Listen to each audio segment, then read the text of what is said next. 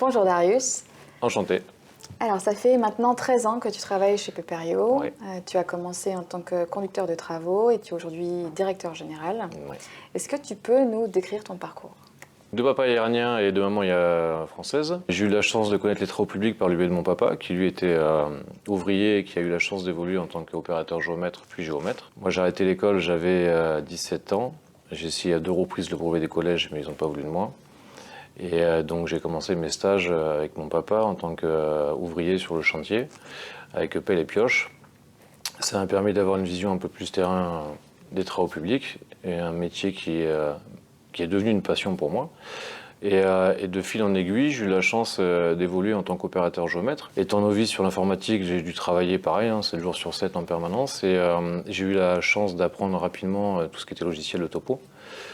Et de fil en aiguille, en fait, la passion s'est un peu élargie. J'ai voulu apprendre plus de terrain, j'ai voulu apprendre plus de technicité, etc. J'ai eu la chance de passer chef de chantier. Aux alentours de mes 25 ans, j'étais conducteur de travaux chez Urbaine de Travaux, une entreprise du groupe Faya. En faisant un peu un tour de mes amis et le coût de la vie parisienne, je m'étais dit pourquoi pas partir de sortir de cette région géographique et de voir un peu dans le sud-est, sud-ouest, un peu ce qui se passait. Donc je suis arrivé à Bordeaux, j'ai eu différentes propositions et je n'étais pas parti pour vraiment un poste ou un salaire, j'étais parti pour vraiment changer de vie et avoir une vie plus saine, avoir quelque chose de plus sympa et commencer un peu une ouverture sur ma vie différente, quoi. Et donc j'ai eu la chance de rencontrer le groupe Cassou et l'entreprise Pépériaux qui m'a embauché en tant qu'aide conducteur de travaux exactement, le 1er avril 2008, voilà. Et puis j'ai travaillé comme je travaillais en règle générale, très tôt le matin, très tard le soir, un peu le week-end, donc je prenais une charge de travail qui était assez conséquente.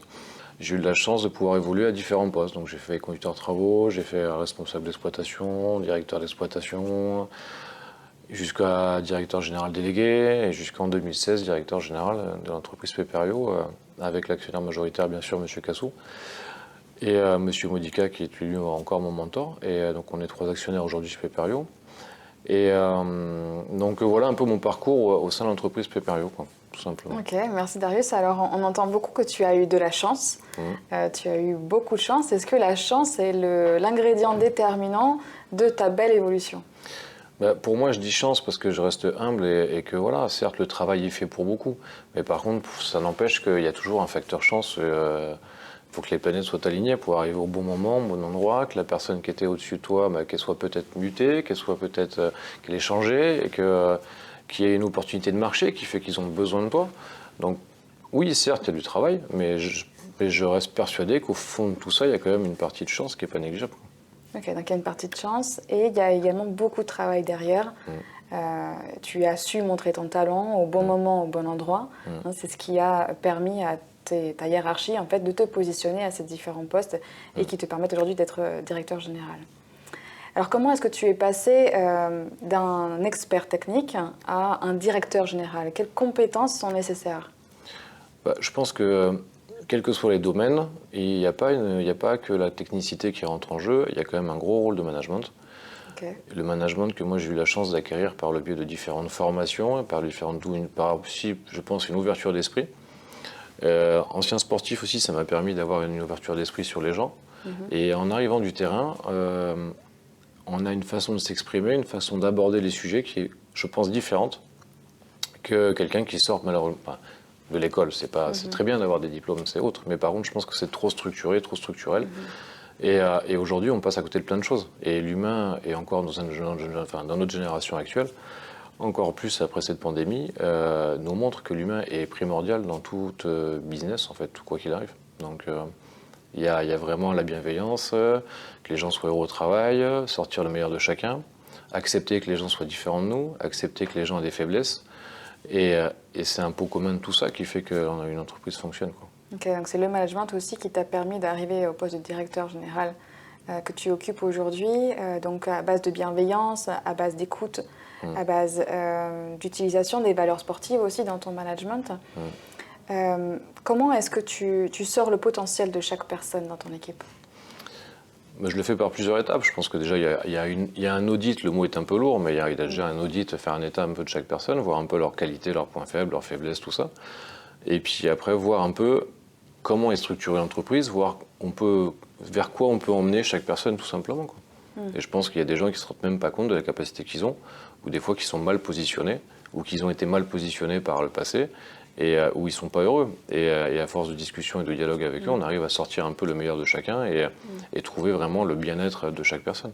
Donc à chaque fois que tu reprends une nouvelle société, en fait, tu développes une nouvelle vision, une vision à court terme, à long terme. Comment est-ce que tu fais en fait? Qu'est-ce que tu pourrais conseiller pour justement bien développer cette vision qui te permet d'avoir une approche globale du marché et du management? Moi, je pense qu'aujourd'hui, j'ai la chance, voilà, comme tu sais, d'avoir récupéré différentes entités encore à aujourd'hui.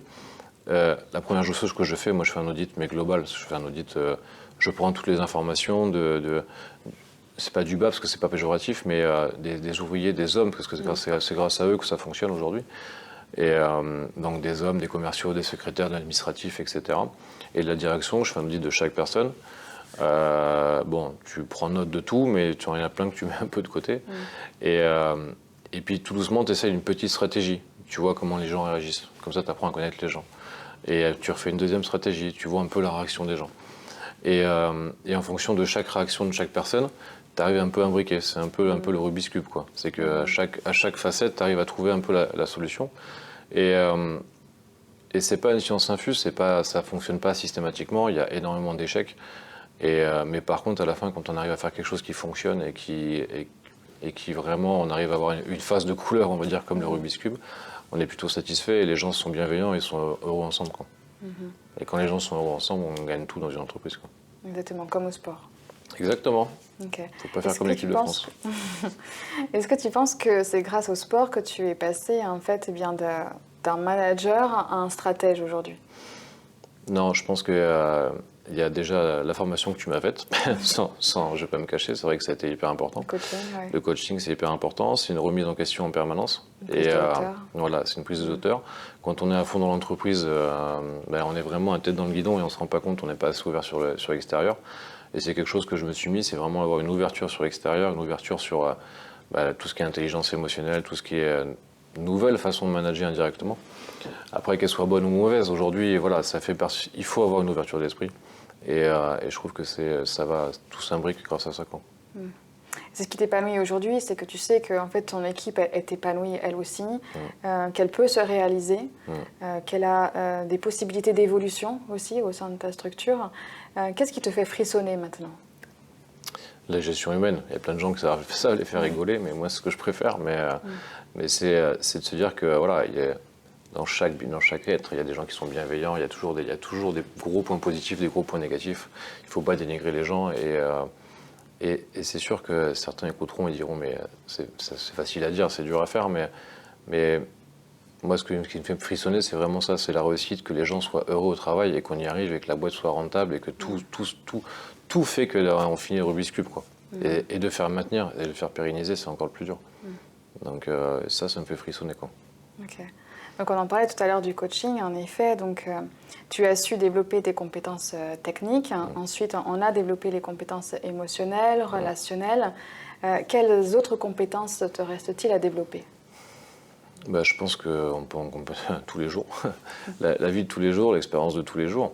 Et je pense que moi, à titre personnel, voilà, il va falloir que je lise un peu plus, que je découvre un peu plus et être ouvert encore plus sur l'esprit des autres extérieurs, quoi. C'est hyper important. Okay. Ouais. Qu'est-ce qui te motive le plus dans ton évolution future? Que les gens qui soient que je dirige, entre guillemets, même si ce n'est pas dirigé, mais les gens que j'accompagne pour développer les entreprises soient bienveillantes, soient bien et soient heureux à leur poste. Parce que c'est pas qu'un employé, c'est aussi une famille derrière, quoi.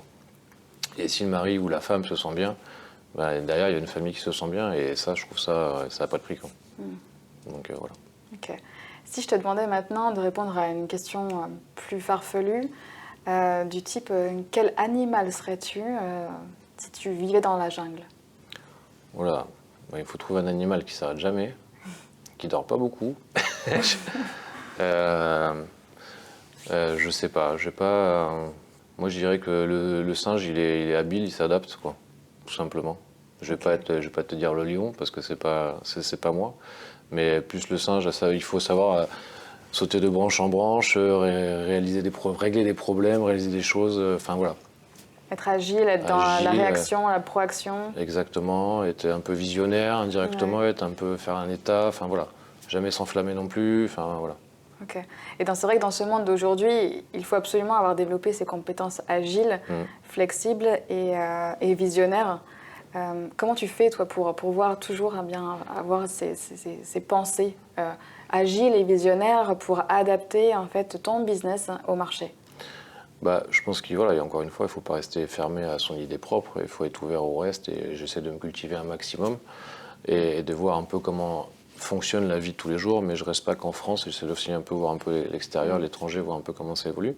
J'ai la chance d'avoir une femme aussi qui est très ouverte d'esprit et très cultivée et les enfants qui font que naturellement on se doit de toujours être à la page, de regarder un peu comment ça se passe et d'évoluer avec, quoi. C'est vrai que nous, pour une boîte de travaux publics, on a la chance de 1905 quand même, Peuperio. Et c'est vrai que le travail public, c'est un des métiers les plus vieux du monde. Donc on essaie de se mettre un peu à la page, un peu avec les réseaux sociaux, un peu avec tout ça. Et je trouve que c'est hyper important, quoi. Voilà. Okay. Rien n'est jamais acquis. C'est même tatoué sur mon bras que rien n'est jamais acquis. Donc voilà. Rien n'est jamais acquis. Et qu'est-ce que tu souhaites encore acquérir? De l'expérience, tout simplement. Okay. De l'expérience et...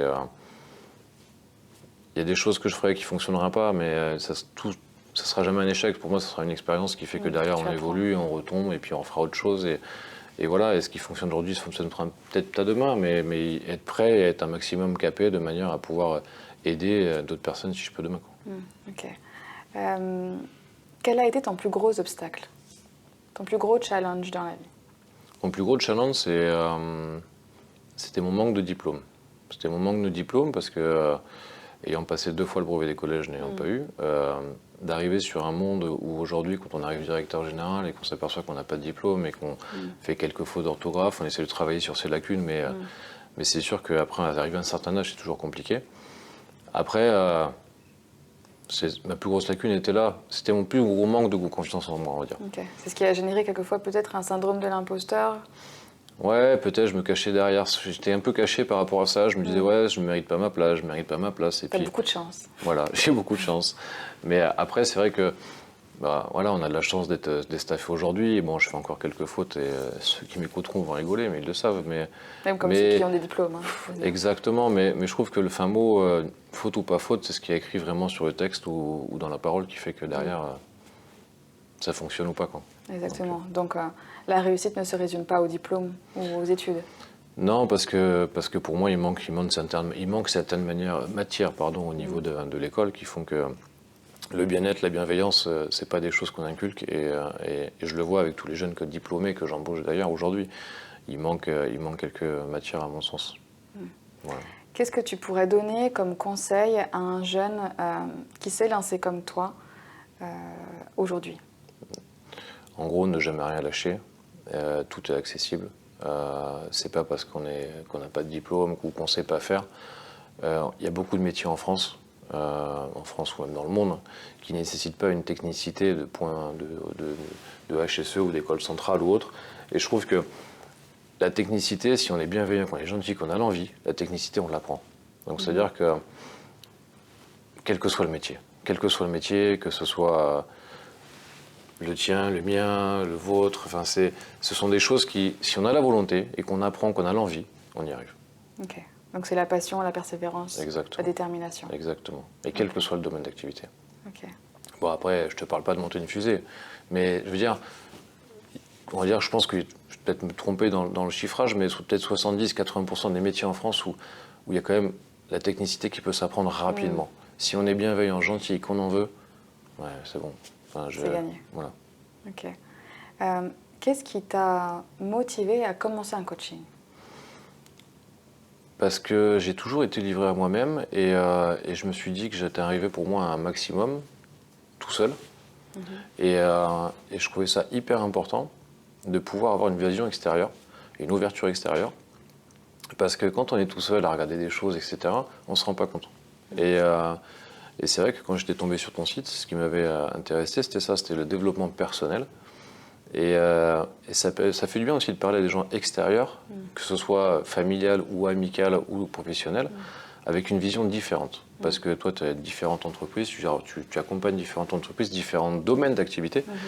Et d'avoir une ouverture d'esprit, c'est hyper important pour moi, parce que moi, ça m'apporte pas mal de choses et pas mal de recul aussi, et me dire, ah tiens, bah voilà, ça marche ailleurs, je peux le faire aussi, ce que je fais en fait c'est bien, ou ce que je fais c'est pas bien, mais ça permet un peu de mettre des mots ou des façons d'être ou des façons de faire dans des cases, et pouvoir les utiliser correctement, quoi. Ok. Et c'est grâce à ça en fait que tu m'as permis eh bien, de coacher différentes personnes au sein des différentes sociétés. Quel est l'avantage pour toi de pouvoir bénéficier en fait, d'un coach qui permet de développer le potentiel de chaque membre de ton équipe?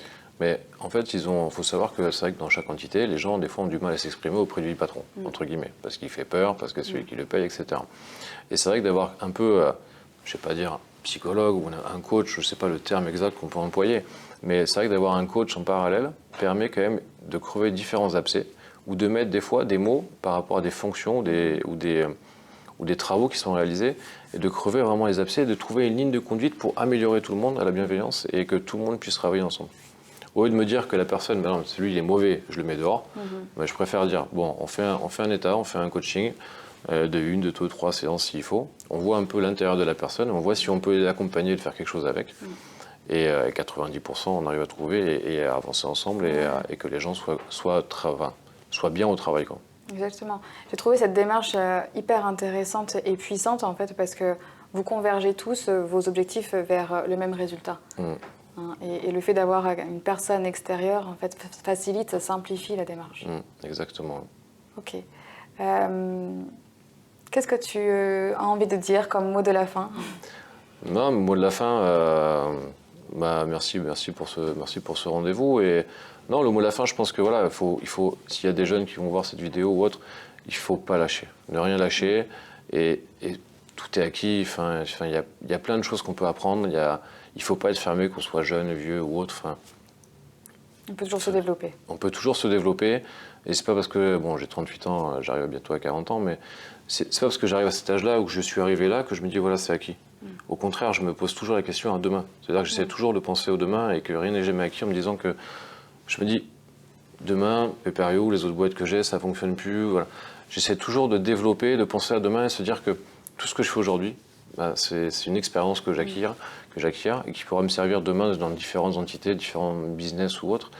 Et comme ça, au moins, ça te permet d'être toujours sur les appuis, de faire attention à ce qui peut se passer. Et même si dans le groupe Cassou, je suis très très bien, j'ai envie de faire ma vie, mais on n'est jamais à l'abri, rien n'est jamais acquis.